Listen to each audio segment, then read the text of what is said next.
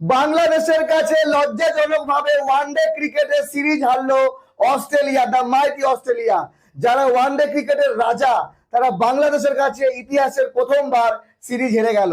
এটা লজ্জাজনক হার তাদের কাছে। আর বাংলাদেশের কাছে সুযোগ ছিল বাংলা ওয়াশ করার, হোয়াইট ওয়াশ করার, অস্ট্রেলিয়ার কানের পাশ দিয়ে হার চলে গেল। এই ম্যাচ বাংলাদেশ জিততে পারতো, জেতার সুযোগ ছিল, কিন্তু হলো না। কুপার কনলি অস্ট্রেলিয়ার একমাত্র ব্যাটসম্যান, যে 149 রান করেছে একাই, ওপেনিং করতে নেমে শেষে আউট হয়েছে। আর 2 ওভার আগে আউট হতো কুপার কনলি, তাহলে অস্ট্রেলিয়াকে এই ম্যাচ কেউ জেতাতে পারতো না। বিষয় হলো যে বাংলাদেশ প্রথমে ব্যাটিং করে 275 রান করে 5 উইকেটে। ব্যাটিং মিরপুরে একেবারে খারাপ হয়নি। 275 রান একেবারে খারাপ রান না, তবে রান আরো হতে পারতো। আজকে বাংলাদেশের ক্যাপ্টেন নাজমুল হোসেন শান্ত রান করেছে 50 বলে 24। ওই যে 26 বল খেয়েছে শান্ত, এই 26 বলে যদি আরো 10 থেকে 15 রান হতো। শেষে শেখ মেহেদী হাসান, যাকে সুযোগ দেওয়া হয়েছে মেহেদী হাসান মিরাজের জায়গায়, সে 3 রান করেছে 9 বলে। যদি 9 বলে 9 রান করতো তাহলে অস্ট্রেলিয়া এই ম্যাচ হারতো। অনেকেই বলবে তাসকিন আহমেদ ভিলেন আজকের, অস্ট্রেলিয়ার হয়ে 12তম প্লেয়ার বা বাংলাদেশকে হারিয়েছে তাসকিন আহমেদ। তাসকিন আহমেদ 3টে 6 খেয়েছে, ইচ্ছা করে খেয়েছে কি না? খায়নি। অস্ট্রেলিয়ান প্লেয়ারে 6 মারতে পারে।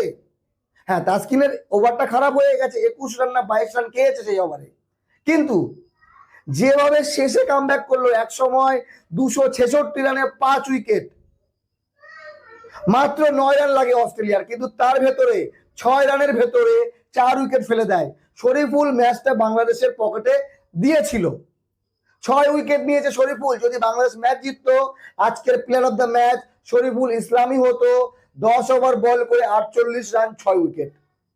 তো ভালো একটা ম্যাচ। হ্যাঁ, রেজাল্ট বাংলাদেশের পক্ষে যায়নি, কিন্তু এই হার বাংলাদেশের হার না, এটা বাংলাদেশের জয়। অস্ট্রেলিয়ার মতো দলকে এভাবে নাকানি চুবানি খাইয়ে দিল। অস্ট্রেলিয়ারা হয়তো কল্পনা করেনি যে আমাদের এই দুরবস্থা হবে। তো অস্ট্রেলিয়া প্রথমে পাকিস্তানের কাছে হারলো, এবার বাংলাদেশের কাছে হারলো 2-1। অস্ট্রেলিয়া টি-20 সিরিজ শুরু করবে 17 তারিখ বাংলাদেশের সঙ্গে চট্টগ্রামে। সেদিনও বাংলাদেশের জয়ের সম্ভাবনা বেশি। তবে টি-20 ক্রিকেট শর্ট ফরম্যাট, অস্ট্রেলিয়ার মার্কেটে ব্যাটসম্যান বেশি আছে। বাংলাদেশি বোলারের উপর নির্ভর করলে চলবে না, তাদের ব্যাটসম্যানদের ভালো কিছু করতে হবে।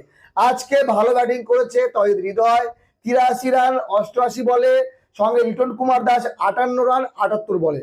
সম্ভবত লিটন কুমার দাসের এটাই হচ্ছে প্রথম 50 রান হাফ সেঞ্চুরি মিরপুরে, অস্ট্রেলিয়ার বিরুদ্ধে প্রথম হাফ সেঞ্চুরি লিটন কুমার দাসের। লিটন কুমার দাস ভালো ফর্মে আছে, এই সিরিজে প্রত্যেকে ভালো খেলেছে। শান্ত ভালো ব্যাটিং করেছে, লিটন করেছে, তহিদ করেছে, মোসাদ্দেক তো দুর্দান্ত খেলেছে আজকে 56 রান 51 বলে। তো বিষয় হলো কি, আজকে শান্তর ব্যাটিং একটু স্লো মনে হয়েছে আমার। শান্ত যদি একটু ফাস্ট ব্যাটিং করতো তাহলে এই ম্যাচ বাংলাদেশ জিততো, কারণ বাংলাদেশের রান দরকার ছিল 320 থেকে 25 রান, তাদের কম হয়েছে। বাংলাদেশ যদি 300 করতো তাহলে অস্ট্রেলিয়া এই ম্যাচ কোনোভাবে জিততে পারতো না। কুপার কনলির জন্য জোরে একটা হাততালি, অস্ট্রেলিয়ার মান সম্মান একাই রক্ষা করেছে। বাংলাদেশের বাকি যদি বোলার বলি, মুস্তাফিজুর রহমান আজকে 1 উইকেট, শেখ মেহেদী হাসান